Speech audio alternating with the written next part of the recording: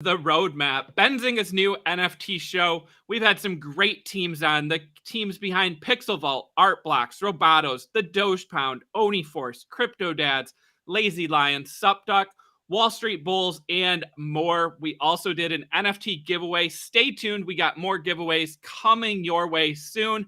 Today, we're going to talk to a member of the Bored Ape Yacht Club community, a well-known ape out there you've probably seen. His ape featured several places before, so we're going to dive into all things Bored Ape Yacht Club and also get his thoughts on the overall NFT market. Without further ado, everyone, this is the roadmap.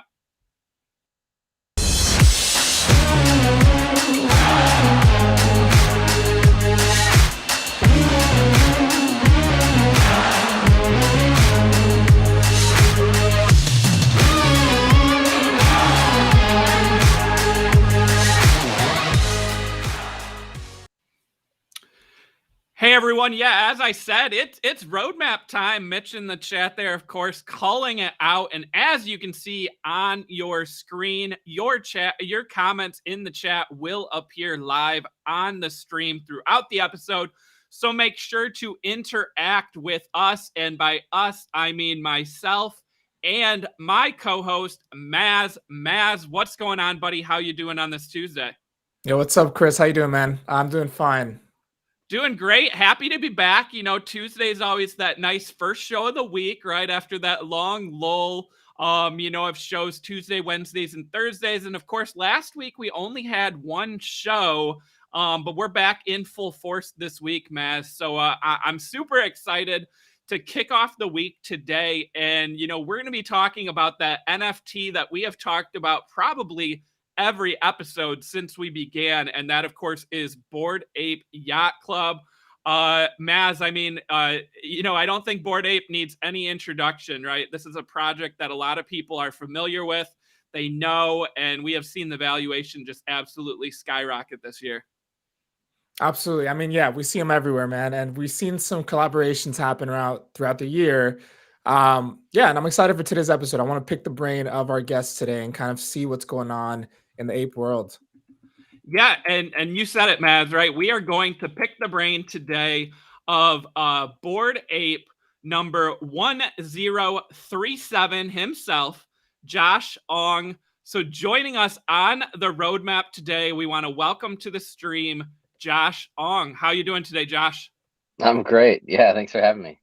Of course. Well, we are the roadmap, all things NFT. We've been doing this show for a couple months. We've had on, the teams behind some projects, but today we wanted to bring you on, hear from a owner of a Bored Ape and hear all about, why you got started in that project, what the community is like, and your overall thoughts on NFTs. I've followed you on Twitter for a while. You're a well-known voice out there in the NFT community. So we're happy to have you on the stream today. Thanks. Yeah, it's good to be here. It's been a crazy year, as we know. Definitely a lot to talk about with NFTs. And as I said, guys, you see your comments there scrolling through on the screen. If you have any questions for Josh, make sure to drop them in the chat. We'll try to get to some questions as they appear and also at the end of the interview. Josh, I'm going to kick off here, before we dive into Bored Ape Yacht Club. Just wondering if you can give everyone, a brief background of yourself and your early history in the NFT space prior to Bored Apes. Sure. Yeah. So I work in marketing communications, was a journalist before, and then kind of jumped over to helping build brands and think about that. And my first NFT was probably a crypto kitty, like back in 2018. I remember there was this whole craze. I had been following crypto for a little bit, and so I tried to breed some kitties. There was like a gas war back then, and it was just like this whole induction into this crazy world. And honestly, like the space, I mean, crypto kitties was really fun, but also like kind of crippled by its own success. And in some ways the space wasn't ready. I tried a couple other projects and they weren't ready to launch. And as we know, crypto took a kind of a long dip. And I came back to the space this year in January.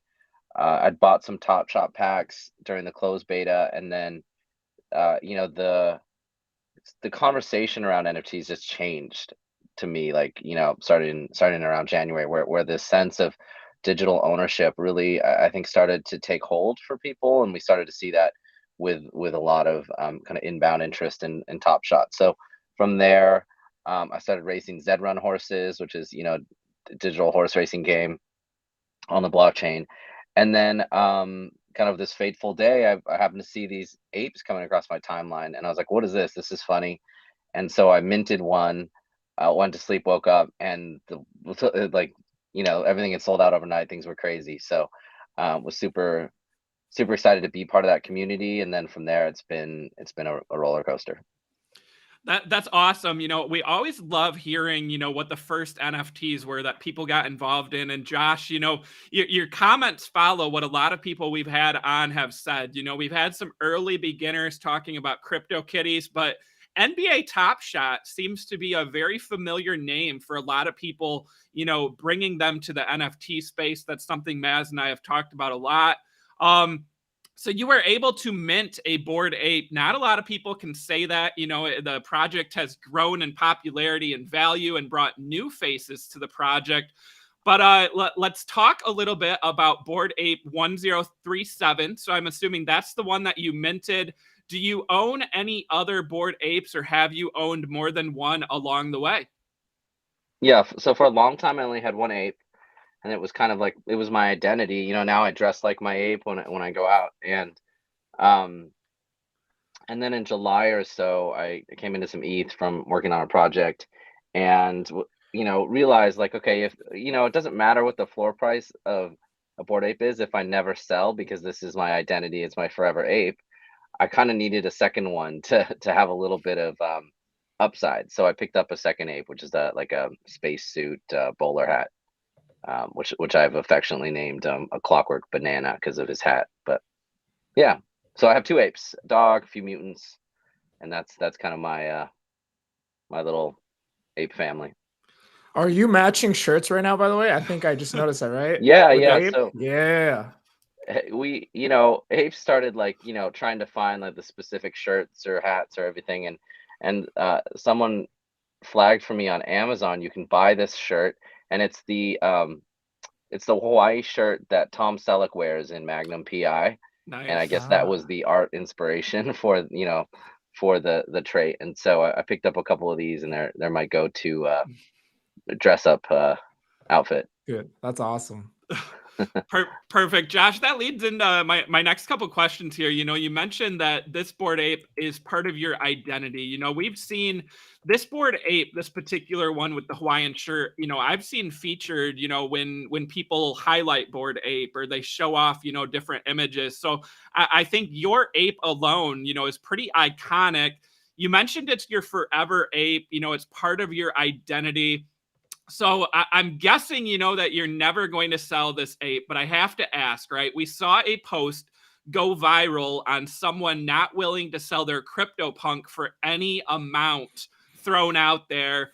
You know, tell us, Josh, is this the same with your Bored Ape? Is there no amount out there, and is this, you know, your forever ape? Absolutely, or would you be willing to move on to a new outfit of choice here down the road?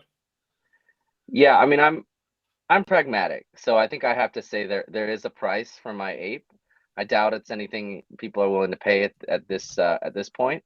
But I certainly uh, have come to be attached to this ape, and it's funny because you know, a lot of my work is as a publicist, and so I realized the other day that I'm basically my ape's publicist. Like I've been, you know, we're going on shows together. It's like I'm authorizing it for use on like in an article or something. And so the SEO on my ape is actually really quite good, and maybe one of the like higher results for an ape if you're just looking. And so then that kind of like continues to build the brand. So I've noticed a bunch of TikTokers or Instagrammers, they just grab my ape when they're making like, you know, NFT parody videos. And so, yeah, who knows what the global impressions on this little picture are, but yeah, you know, it's I don't have it listed for sale. You know, it would take something pretty high for me to part with it. But hey, if anyone wants to set up my family for life, you know, happy to take offers. I like that answer, being pragmatic, right? Because I think so many times we hear people, just kind of brush aside and say, absolutely not. There's no way possible. And I like that honest, transparent answer from you. And Josh, I'll echo what you said. As someone who writes about cryptocurrency NFTs, I'm constantly looking on Google and different articles, and I do see your ape pop up probably more than other apes. So I think you're spot on that the SEO and the value of this ape is possibly higher than what people may even see there. Thanks. So, I want to kind of dig into that. You talked about being your apes publicist. Talk to us a little bit about the meetups that you've had with the board apes and the networking that goes on, in real life and online as well. Yeah, so and I think it was in June, the Apes minted in April and May.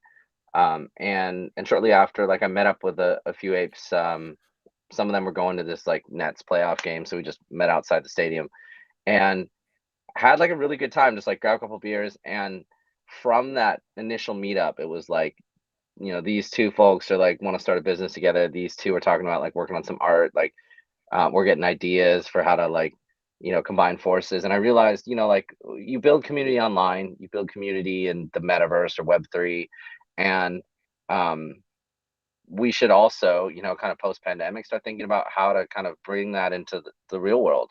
Yeah. And so I actually submitted a community grant request to BAYC and said, hey, give me a little bit of money, I'll like plan some, I'll use it to like buy some beers for some apes, in LA and New York and wherever I end up. And so I think because of the work that I've been doing online through like hosting Twitter spaces and just being a part of the community, BAYC was like, sure, go ahead and do some meetups. And so did the first one in LA. From that, we ended up like getting some ideas for like, basketball tournaments in real life, kind of art shows, a bunch of different things. We did another meetup in New York, and I just love, like, it's funny, we'll hang out in real life, and then as we leave, if you watch Twitter, it's like people just start posting their photos and liking each other's things and commenting. It's like there's this seamlessness between, yeah, we're hanging out in real life, we meet each other, we're friends, but also we hang out, like it's even stronger now that we go back online and ultimately, into Sandbox or Decentraland and into the metaverse someday. So yeah, like community to me is just, one of the biggest and best things about being in BOIC. And so wanted to make space for that in real life as we do online.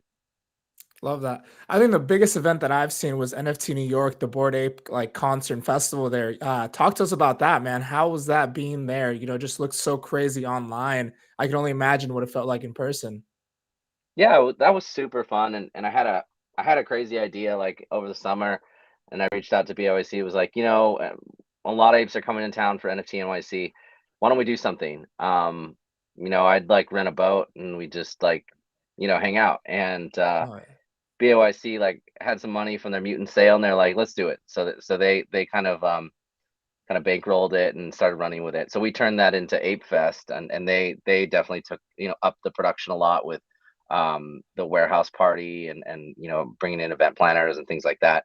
But I think it was this special moment. We realized like at the event that apes were basically like 6 months old, and it Crazy. had been like, just a wild 6 months. And I remember that. So that first day, we were getting ready to like give out the yacht tickets, and so there was this line that went, all the way around the block like 4 times. Right, it almost came back around to the gallery where we were at, and I walked down that line, and I just like was like saying hi to everyone. It was like all these people who knew me, who I knew, who I'd met in LA or met in, previously in New York, or knew online from whatever show that we hung out on or something. And so there was just this like camaraderie, like, hey, this is my crew right now, and I'm thankful to be, riding with them. And then we, ended up on the yacht, had a fun party. The warehouse party with the Strokes and Little Baby Beck was super fun. And I think it made it real for a lot of people. Like we've been doing this. See, yeah, I met Loki in that line. There we go. yeah, so it's just a fun, it was like this crazy thing online that we just weren't really sure was real, and then we get there and we just see hundreds or even, potentially thousands of us just like, connecting, and that I think helped drive home like, okay, this is something special. That's awesome. And it's crazy, people talking about, celebs there and how celebs have kind of, embraced the board apes and, we've seen a lot of them buy more.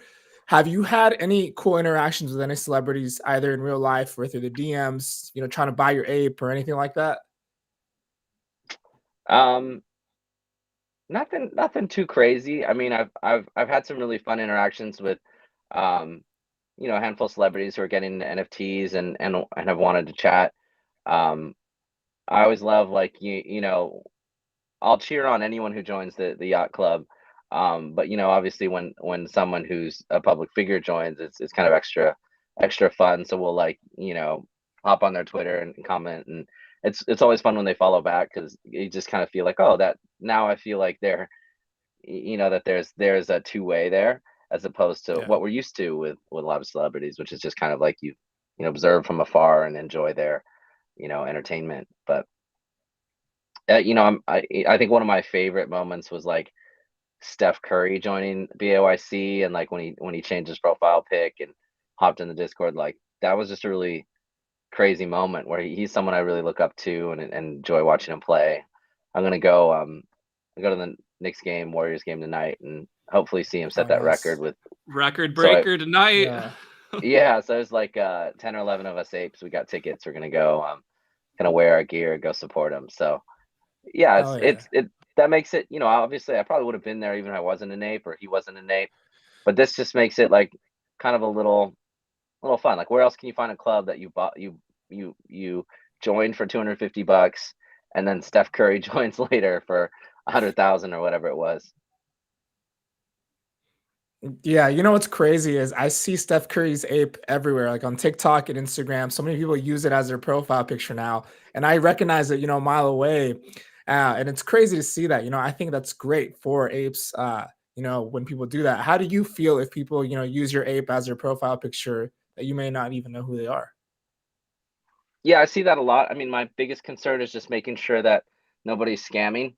Yeah. Because I've seen some people unfortunately get approached, and just people are trying, whether they're pretending to be an ape holder or whether they're pretending to be me, it's just really unfortunate. And so um yeah, I mean I think,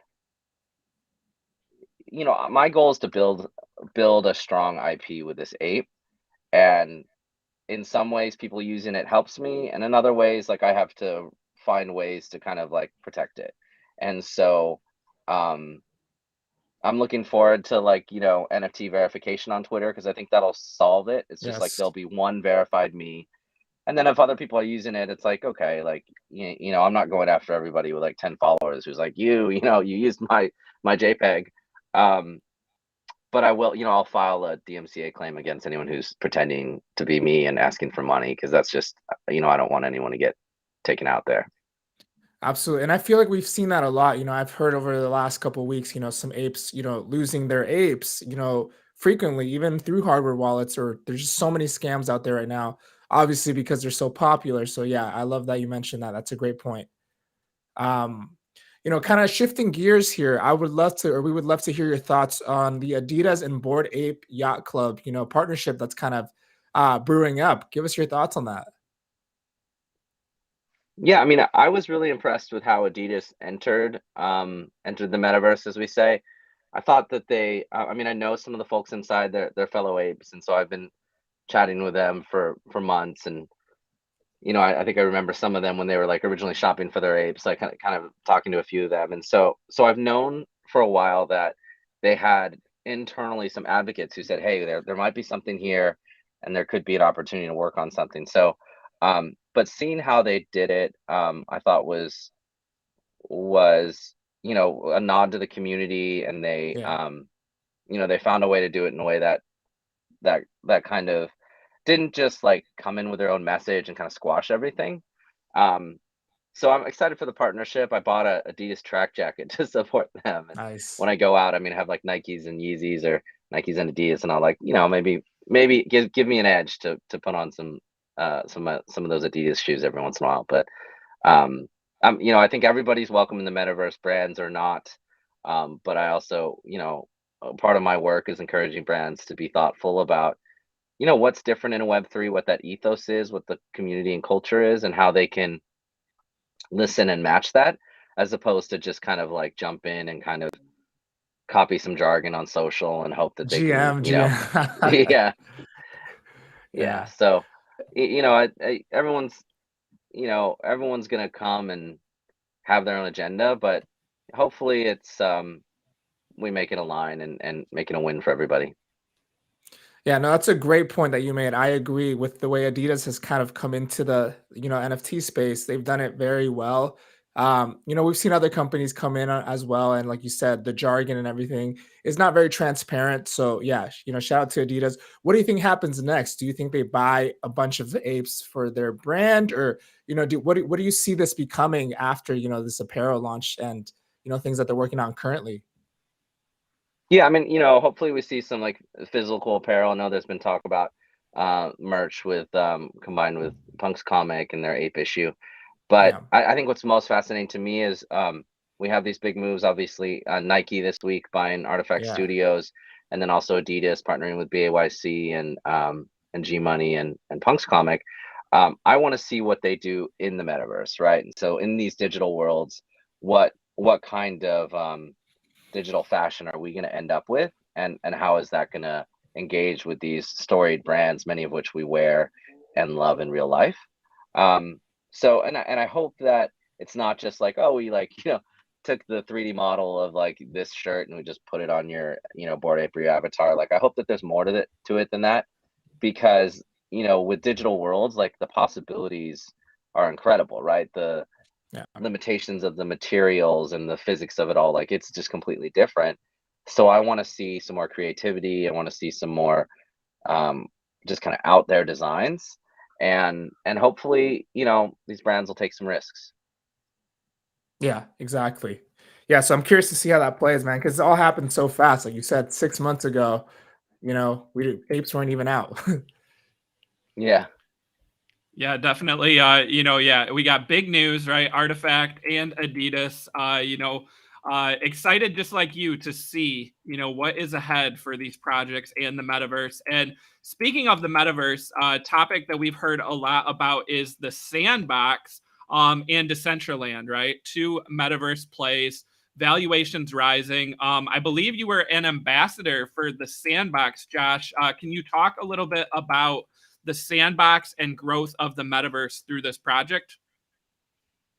Yeah, I teamed up with a Sandbox a few months ago, um, after the Bored Ape Yacht Club land sale and partnership announcement. So BIYC is building a club for members to kind of hang out in this game, which is built on the blockchain. And we had a chance to kind of buy land around the club, and so I bought a piece of land near it.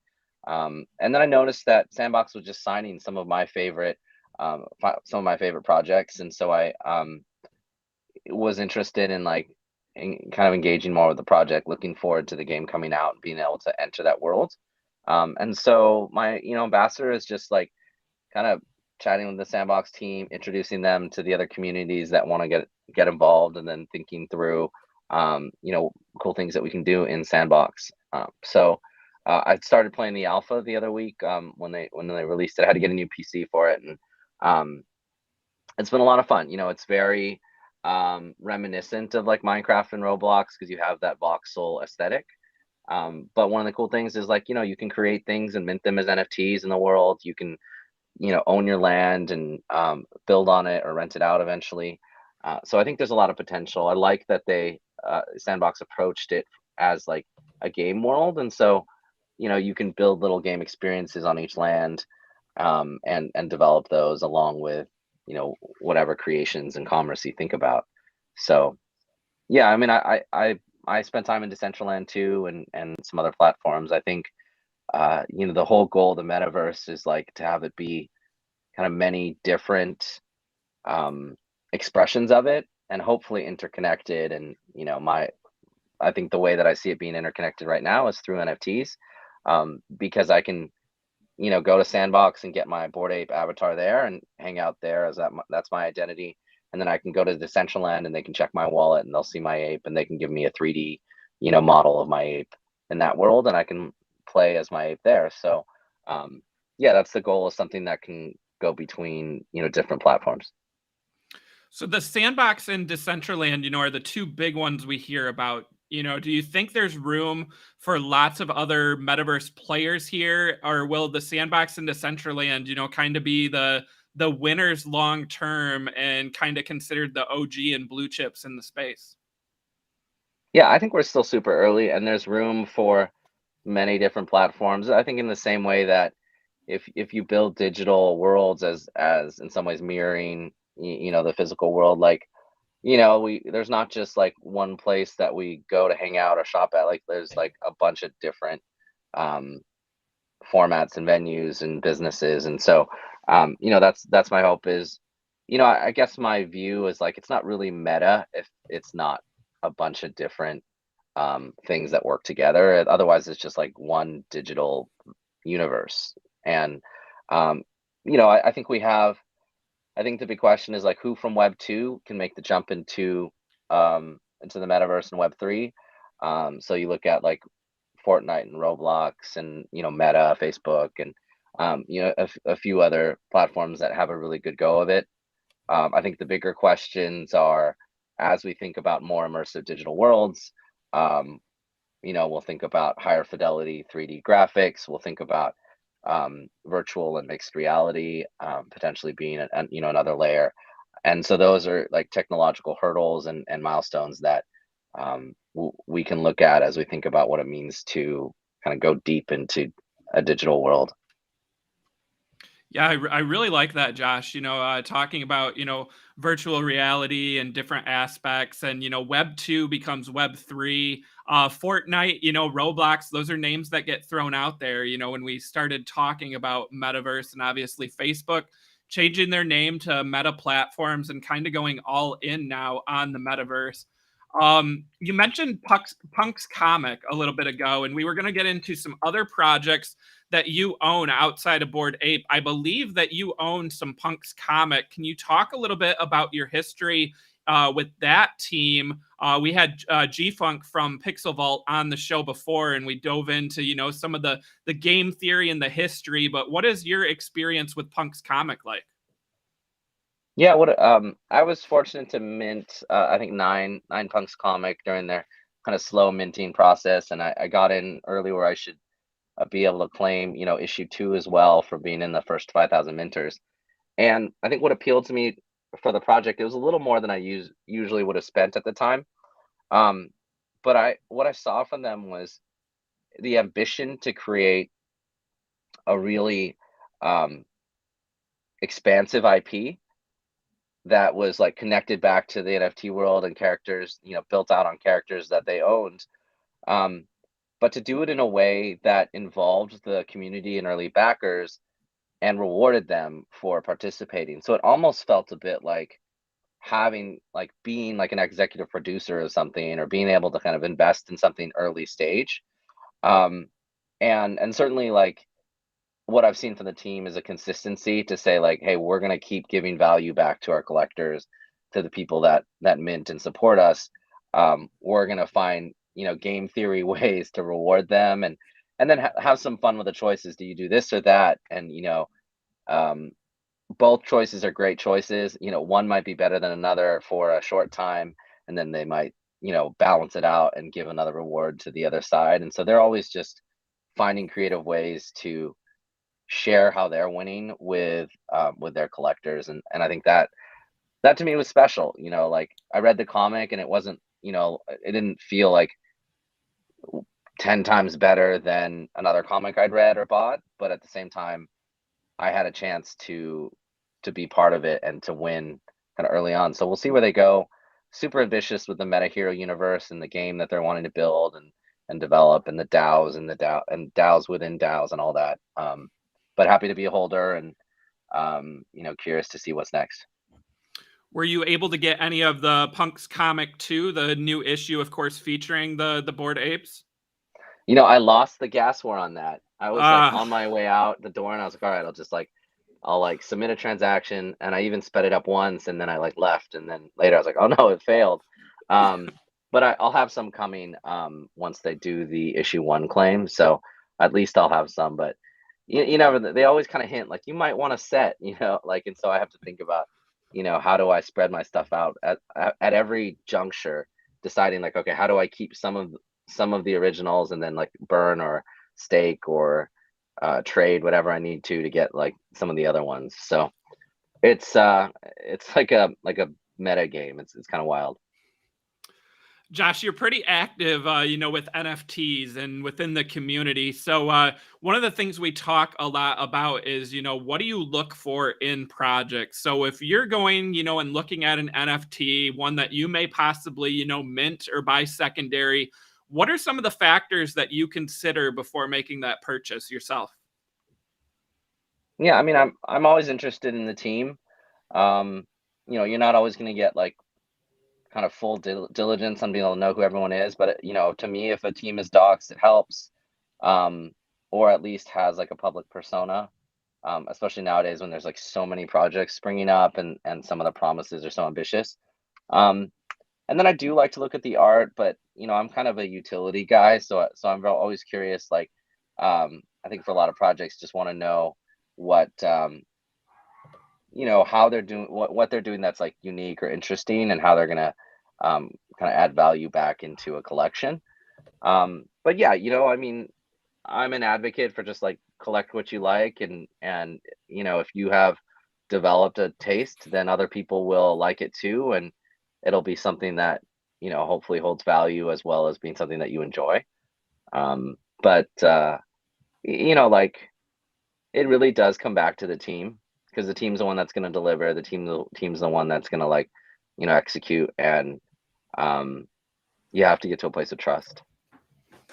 We talk about Discord a lot too, right? So, that's a big part of NFTs in the community. So, how much time do you spend in Discord, and how do you manage all the different Discords that I'm guessing you belong to, Josh?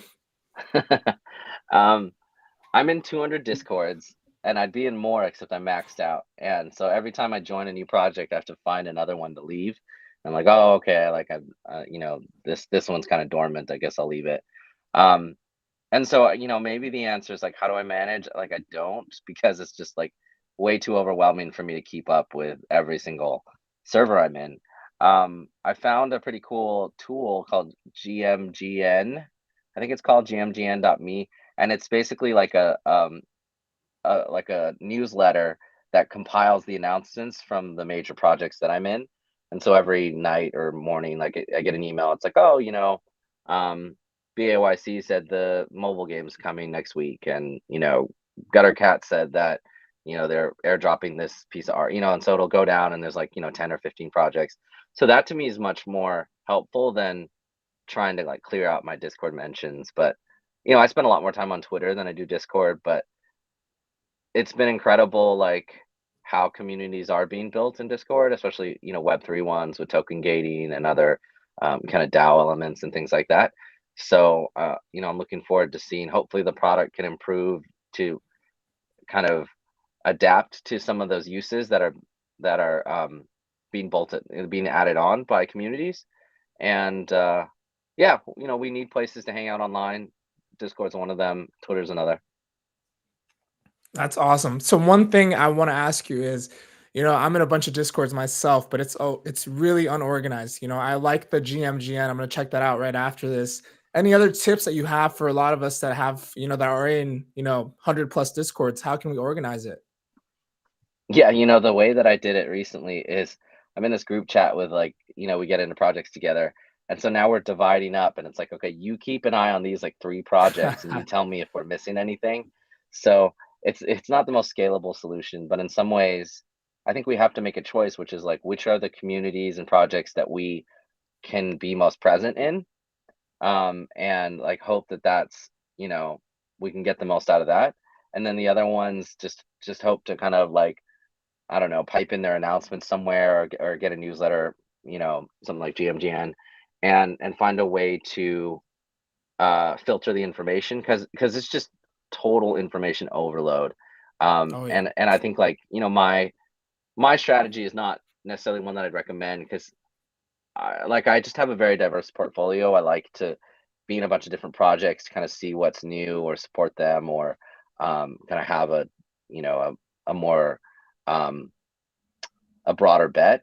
And so, like, the reality is, like, I'm in tons of communities that I'm not actually actively putting in a lot of myself to, and that's unfortunate. But there are limits there, right? Like, we can only really be um, present in a few different places, and for me, most of that time is with Apes. Um, but I'm glad that new communities exist. I'm excited for new quality avatar projects, because the reality is, like, if this goes mainstream and people want avatars and for their digital identities, we're going to need millions of them, or potentially Oh yeah. billions of them. And people could have more than one. Genies talks about it kind of like being almost like skins or outfits that maybe I'm in a mood and I want to wear my ape, another time I want to wear my cat, or something else, or myself. So um I'm just happy that there's so many communities out there that people can find one that is their tribe. Love that. I want to get into, you mentioned portfolio and kind of having it balanced. It's interesting to ask people this because I always get different answers for this. Do you look at the price of Ethereum, or is that something that you focus on? And are you also invested in other cryptocurrencies besides like ETH or, NFTs? um yeah, the price of Ethereum matters to me. um but I try and have a longer horizon.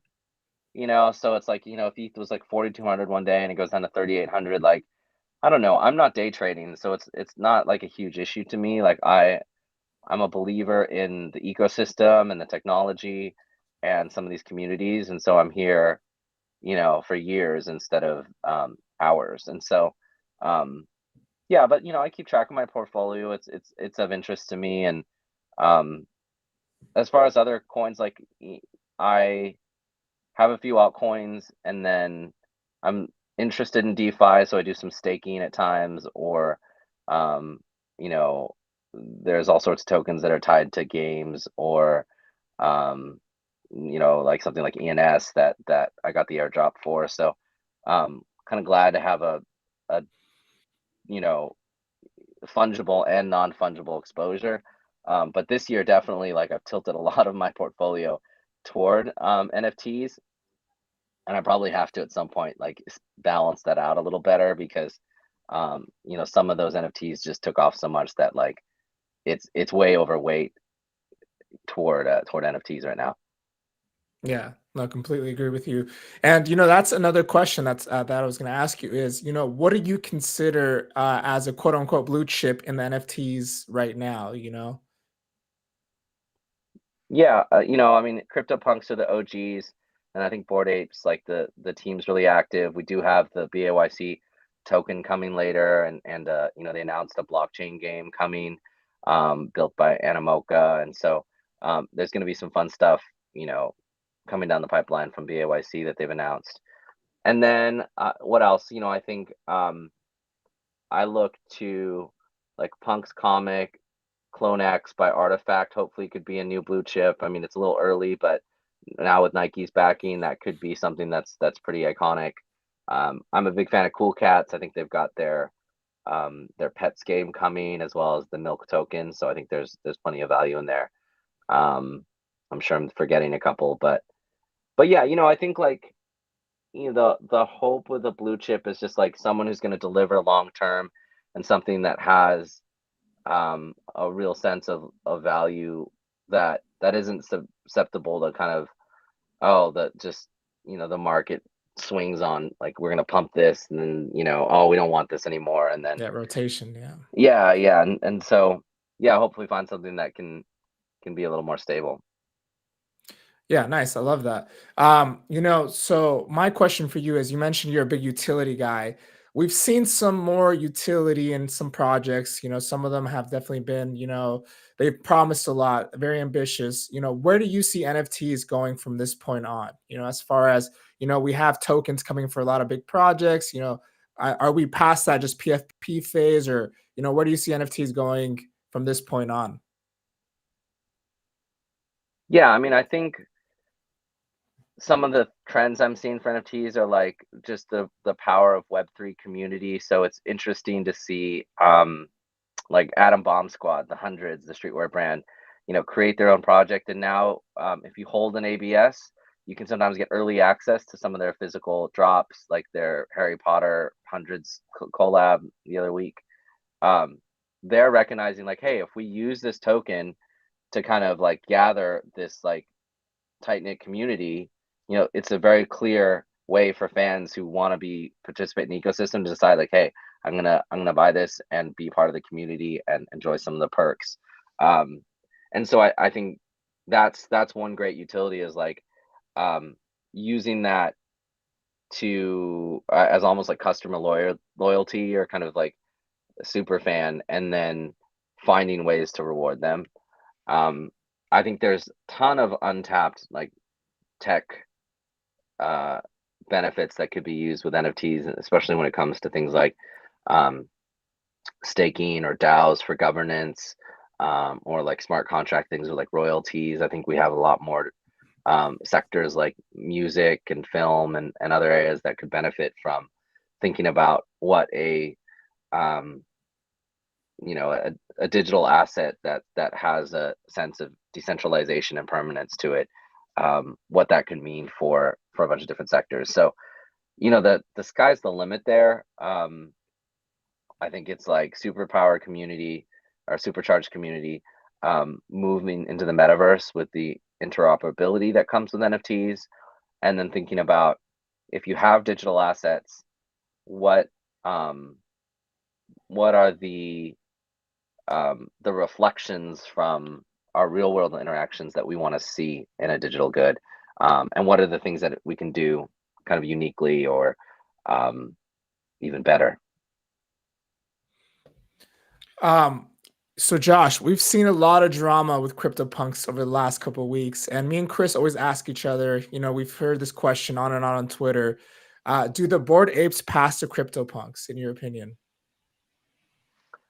I think if BAYC continues to invest in the project and deliver on some of this roadmap 2.0, and Larva Labs stays as behind the scenes as it is, I think there's a really good shot that BAYC at some point flips CryptoPunks. I think there's no going around the fact that CryptoPunks have this historicity to them that BAYC never will. But I think what we're seeing right now with some of the people who are joining BAYC is like BAYC is kind of leading culture in a sense right now, because you have some of these entertainers, some of these athletes, some of these really successful folks like wanting to be part of BAYC and wanting to do stuff with it, and that's going to add value. So is it a bet on right now the kind of like leading culture, or the kind of historic, an iconic look of the CryptoPunk? Like, I know personally right now, like the commercial rights that I have with my Bored Ape are awesome. I've made a few thousand with my ape, just like licensing it and different pieces of art, or different cases. And I have a music drop coming up with Aloe Black. We're doing an NFT with a song that he wrote and recorded. And so there's all sorts of fun ways that I can use my ape and have a lot of control over it. So that's one area that I think, like, I know that some CryptoPunks owners and some other folks in the NFT space have been calling for kind of like a rethinking of the CryptoPunk IP, because right now it's a little ambiguous and very much tied up with Larva Labs, the original developers. And so like everybody has a different stance on it depending on kind of what brought you into Web3 and your hopes for decentralization and kind of open creativity. But at least for now, I think apes have a lot of momentum. Love that answer. And that is a hot topic that Maz and I definitely talk about. Is are apes going to flip punks? And if so, when? So we appreciate your answer, Josh. We got a great question here from the chat from JME asking, what is your thoughts on derivatives such as apocalyptic apes? So I'm not familiar with apocalyptic apes. I don't know if you are, but what are your overall thoughts on derivatives, right? So obviously owning a Bored Ape, sometimes you get first access to some of these, derivative projects. What do you look at in whether or not you would mint or, accept one of these derivatives from the ape community?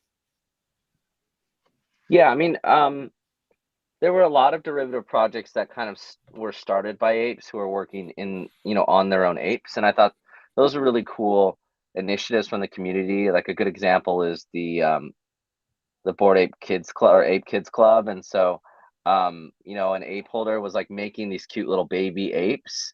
And you could like buy a ticket and submit your ape. So I have a, like a baby Maui Prime that I made.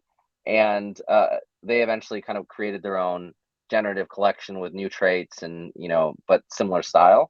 And I think really like when you look at a project, you kind of have to get a sense for like good faith or bad faith. And so some of it is just like, how much are they like paying homage to the source material versus like ripping it off, right? Like I think if you just copy the metadata or you grab the traits, like it's lazy. And so when we think about derivative, I think there needs to be maybe some definition when we think about, okay, owners of NFTs who have the rights to their piece of work, commissioning or collaborating with a project to kind of make like just sold derivatives of that. I think that's a good example of like something that's like approved and pretty close to the tree. And then I think for artists and projects that want to do something that kind of plays with the concepts, the ideas, or some of the iconography, but takes the time to be creative enough to do their own thing and put their own spin on it, like then great. I understand there's like dozens of different types of ape projects now, some of which are, connected back to the community and some of which are their own things on their own networks. And I really think it just comes down to the team, kind of whether they're acting in good faith or not, and the art, kind of whether it qualifies for, fair use or not. But yeah, I mean, ultimately, like, let's see a really robust industry grow with people throwing stuff out there that, they put some work into, and then let the market decide on what's quality and what speaks to them. And I think we'll see we'll see things continue to shake out. Love it. Love that answer, Josh. And JME, thank you for the question in the chat. That was a good one, right? Talking about derivatives. Josh, we want to thank you for your time today. So much great insight into NFTs, into the Bored Ape space. Also want to highlight this comment from the chat. So shout out to Declan. Declan saying, this is an awesome conversation. Josh should definitely be a regular on the show. So Josh, it looks like we might have to bring you back in the future because they love you. So thanks again, Josh, for taking time out of your busy schedule and joining us on the roadmap. And we will talk to you soon. Thank you. Awesome. Well, Maz, I mean, that was some great insight into Bored Ape Yacht Club, right? The community, those events, is our apes going to flip punks? I mean, so many great comments, and also the education, right? That's something we've tried to provide with this show. And, hearing about managing Discord, right? Looking at teams of projects, looking at different things with the derivatives. I really liked that portion of the interview too. What did you think? Yeah, my biggest insight here, shout out Josh, a lot of great info there is, you have to, I'm realizing, a lot of these guys minted these Bored Apes, these projects that have ran up a lot. And if you realize, they have a different understanding than most people that come into NFTs. They're not coming here to flip, right? So, think of how many people flipped Bored Apes. Think of how many people flip projects every day. If you understand a project, you look deep into it, you join the community, you see the founders, you like the roadmap. You've held it for what, 7 months. It was a mint of, whatever, and now it's over 50 ETH. You've really been able to make those gains. But I think that's only possible if you understand it, if you go away from the monetary aspect a little bit. And that's kind of what I've gathered by talking to him, is, just kind of seeing his insight. It was awesome to see from someone that minted a Bored Ape. That's great. So really love that.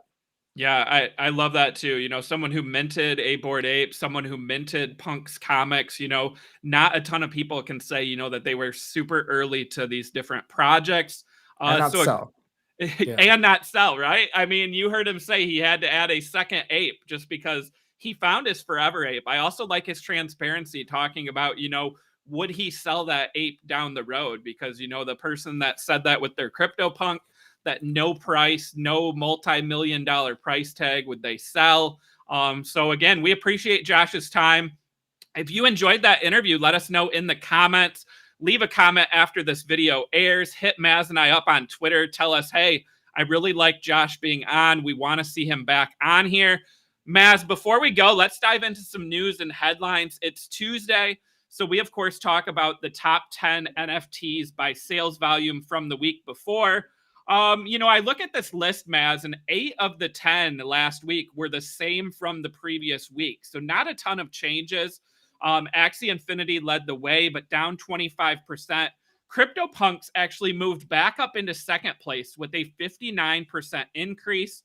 Bored Ape Yacht Club third. Ape Kids Club, the big leader, up 144% last week, followed by the Sandbox, Artifact Clone X, Crypto Bull Society, Art Blocks, Mutant Ape Yacht Club, and again, Maz, Desperate Ape Wives coming in 10th place.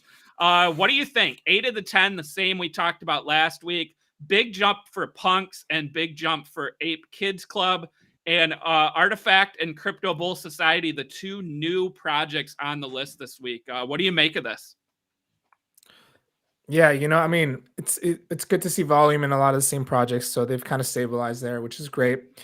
I think the big one obviously is Artifact, with everything that happened. And I think we saw a lot of it. Was it just, last week there was some FUD. You were on Twitter, people were kind of talking because they kind of did a Dutch auction, they priced it differently than normal projects. So seeing that and just how much volume they've had is it's interesting. Definitely. We always like looking at that list. Maz, there was a new mint that I know you and I both participated in. You actually interviewed the team last week as well. What can you tell our viewers and listeners about the lemons? Yeah, so Little Lemon Friends, shout out to the team, is a project that we've kind of been keeping up with for months now. There's a couple of things that I like about them. Is number one, their community. If you go on their community, you go on their Discord, it's a nice, refreshing take on, NFTs. It's not just pump and dump, pump. That's one thing, right, that caught my attention. Mint price is 0.025, so that was really, really attractive price range for me to not refuse. Yeah, and you see the floor is double now. It's a 10K generative project. It's very similar to Cool Cats, and the founder Sonorius, he minted Cool Cats. He's been in the project, and he's very cool with Klon, who is the artist of Cool Cats, and he's in the Discord. So that was cool to see. And yeah, their roadmap is refreshing. It's not just like, we're trying to pump. They make great profile pictures, as you see here, Chris. So, this is one of those projects that I personally minted myself without thinking of flipping, right? This is one of those projects that I can go ahead and live with, in my wallet for a while. I'm not looking at the price. I'm not looking at the floor. I'm just glad to, these are the ones that I minted here. I'm just glad to have some of them. I will sell some of the ones that I don't like, just aesthetically, and trim some down, but I will keep the ones that I want. And I'm a believer in this project as far as the community and, where they're going to go, just because they're so refreshing. And it reminds me of Cool Cats, and that's one thing, I love my Cool Cats. So yeah, those are the cool ones there. And I Yeah, know you there's the minted one a with the couple, right, Chris? cat. I wish I would have gotten one of these cats, Maz. I love what you said, Maz, right? Community on this project has been awesome, but also the support from Cool Cats, right? And the artist, I think is a big deal. We saw him actually tweet last night that he found his forever lemon. And then we saw people really trying to snipe and get these lemons with the cats. So yeah, I mean, Maz, you said it, a 0.025, mint price. Sign me up for something with a great community, a great looking PFP, and a great project, a low mint price. I mean, I That love one's that. dope. That That one is one's dope. sweet. That Yeah. one's not mine either, just to clarify. That one is Klein's, I believe. Yep. So, um, yeah. So some of the ones that I got, Maz, I got a Robo one, right? So I was happy to get a Robo. I think that's sweet. I got one with a Devil Trident that I like too. There's some of them right there. So There there's you go. mine, Maz. I didn't get the hoodie like you did. I love your hoodie. Shout out to that. But I like the robot one there. I like the Devil Trident, the beard, the mustache. I mean, so many different cool traits, right? Even the top hat. I mean, that lemon is very plain, but he has that nice looking top hat and probably says GM. So I mean, I really like this project. We saw sales really take off last night too. I mean, at one point the floor was like 0.08, 0.09. It has come down. I think it will come down, and we'll start to see people, sell and look for those traits. Maz, I know you probably don't want to give away too much, but any traits that you wish you owned or you were looking at in this project that you maybe still aren't looking for and don't want to jack up the price here? No, I mean, I'm personally right now, I'm looking for, yeah, I like the heart-shaped glasses there, the cats, obviously. But I think a lot of, and what I've seen in a lot of the chats is people are going based off aesthetics, not necessarily rarities, which I think is great. I like the beanie ones, just a clean beanie with the lemon logo and the hoodie with the lemon logo. So I'm personally a fan of those. I just think they look clean as profile pictures. But yeah, I think a lot of these are just being, and we're seeing a lot of purchases that are away from floor price. So again, I think it's cool, and I've seen a lot of profile pictures on Twitter updated with this by a lot of the cool cats. So I think that's great. But yeah, these are pretty cool. I like the glasses myself personally. Yeah. I mean, so many cool traits. We were having a blast with this last night, right? Yeah, Just so fun. calling out different traits, right? Sharing pictures. I mean, the black and white lemon, I think, looks cool too. Those are actually Those are the pretty rare rare. ones. Yeah. So I saw that. We've got the different outfits, even the chef's hat, right? I don't even think that's rare, but I think it looks sweet. So many different things. So I'll be looking at more today, Maz, because I'm in love with this project, right? And I think these are very clean PFPs. I think they're similar to Cool Cats. Maybe I changed my Twitter PFP to a lemon friend. So I guess follow me and you will find out soon. Oh, that one's sweet right there, black and white all the way. Maz, I wrote an article today. We have another celebrity joining the NFT space, right? And we've seen celebrities, launch their own projects. And the one I want to talk about today is we have Katy Perry partnering with Theta Network to launch a set of NFTs. But the big difference here and why I want to talk about it is utility, right? So the NFTs that she's launching are going to be tied to physical products. So you're going to get merchandise, backstage access, and meet and greets with Katy Perry. And the one of one actually includes the golden lion that Katy Perry rode during her Super Bowl performance back in 2015. Maz, what do you think of this? We talk about celebrities, just kind of launching these NFTs that are essentially just collectible items. Do you think it shows strength for Perry to launch, having the utility and having the physical items tied to this too? Or is this just, another celebrity, just kind of entering the space to follow everyone else here? Yeah, I mean, I think I do like the fact that there's that utility there. It's very easy for Katy Perry to just make 10,000 pictures of something and sell it out. So I think it's a nice approach to take, and I think what they're going for personally, I think they're trying to find those super fans, right? I'm sure there's X amount of Katy Perry fans that will pay the premium to have that utility online and in real life as well. So I think that's a better way to do it. It's kind of find the people that support you and offer them value, but you also obviously you're monetizing it as well. than just trying to cash grab as many people as possible. So I like them. I'm a fan of the approach. Yes. Yeah, I like that approach. I think it's needed by some of these celebrities, right? Like you said, other than just doing a 10,000, PFP launch. Exactly. All right, what do we got next here? Maz, you want to talk a little bit about Nike and Artifact, right? We talked with Josh about it.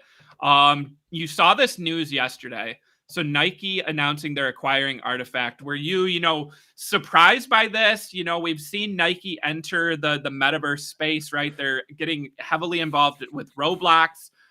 They have some patents for digital sneakers, but Artifact really kind of leading the way with digital sneakers. So what do you make of this deal? And what do you think it means for the future of, digital shoes, digital apparel going forward? Yeah, I mean, I'll go on record and say that I'm not a fan, or I was not a fan of the art of this project, and there was a lot of FUD around Artifact and how they kind of launched. And they decided to go Dutch auction, and they decided instead of doing like a fixed mint price, which only Art Blacks has really done that successfully. So that was interesting to see. And then they had some issues there, and then went to 2 ETH launch price, and there's just a whole bunch of FUD. And some of the art is not my favorite. If you look at the floors aren't that cool. You look at the Murakami collabs; those are fire. But so I wasn't a big fan until obviously Nike bought them out. That's huge. So I want to see what they do with this. I definitely think this is one of those plays. Personally, if it gets low enough, I will probably buy. Just taking subjective emotions out of the way. I'm a big fan of Nike. I love Nike shoes. I'm a big fan of the Jordan. You saw he had a Jordan there. So it's gonna be interesting to see how that plays out, right? So what the exact benefits are. But I think they're at a point now where Nike does have the funds, the credibility, and the outside team to really bring this to the next level. So yeah, I mean, I would not bet against Artifact now, at this point. And yeah, so yeah. Matt, so let me ask you this. Obviously, someone who covers financial markets, a lot of these acquisitions can take months and months, right? So let's say Nike was talking to Artifact for, 2 or 3 months, right, to get this deal finalized. Let's say they couldn't come to terms, or they were maybe going to pass. Do you think the timing of this Adidas Bored Ape partnership, how big of a role did that play into Nike maybe paying more than they wanted to, or getting this deal done quicker than they wanted to? Do you think that's part of it, or you think this deal just kind of went as planned? Definitely that's part of it, man. I mean, everyone talks behind the scenes, and Josh was telling us a couple of his friends that work for Adidas, they bought Apes. I'm sure there's some people on Nike execs that have bought Apes or Cool Cats or whatever. So people know. I just think it just came down to how they were going to do it. Yeah, and we'll see the different approaches versus Nike and Adidas, right? So yeah, I think it's gonna be fun to watch, seeing these guys fight for it. Definitely. Maz, I want to talk real quick. FTX, which is, one of the big cryptocurrency platforms out there, they announced a partnership today to be the official crypto and NFT partner with the Golden State Warriors. So obviously we have, NBA Top Shot that does player NFTs, but the Golden State Warriors are going to launch exclusive NFTs with FTX next year. FTX also, bought the naming rights to the Miami Heat arena, right? We also saw Crypto.com pay for the naming rights to Staples Center in California. We're seeing lots and lots of deals with sports teams. Is this a trend that we continue to keep seeing, where these crypto and NFT companies, pay for sponsorships with sports teams, with celebrities, with others? And is it a smart approach here? Yeah. I mean, I think that's great to see.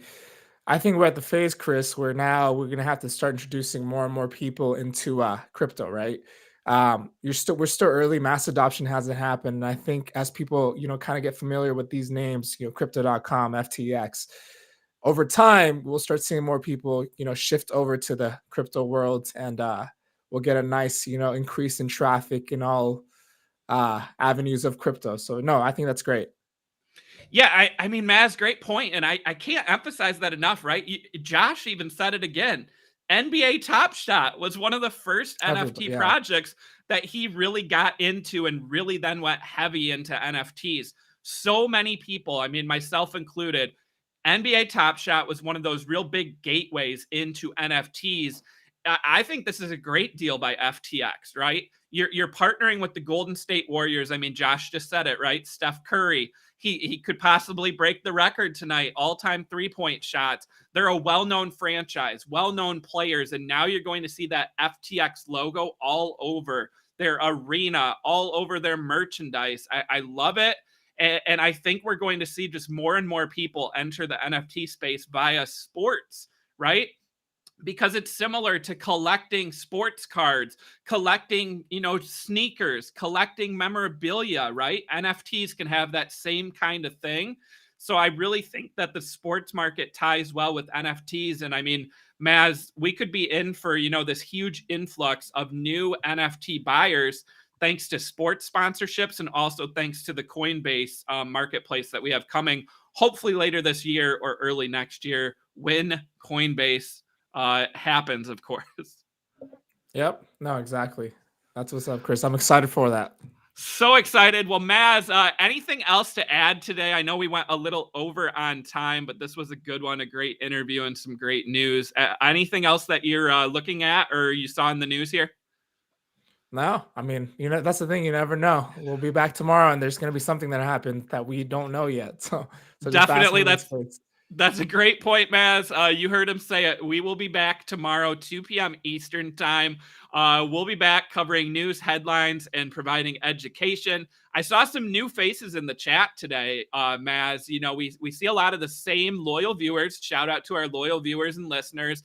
Saw some new faces, though. So shout out to anyone if this was your first episode of The Roadmap. We air Tuesday, Wednesdays, Thursdays, 2 p.m. Eastern time.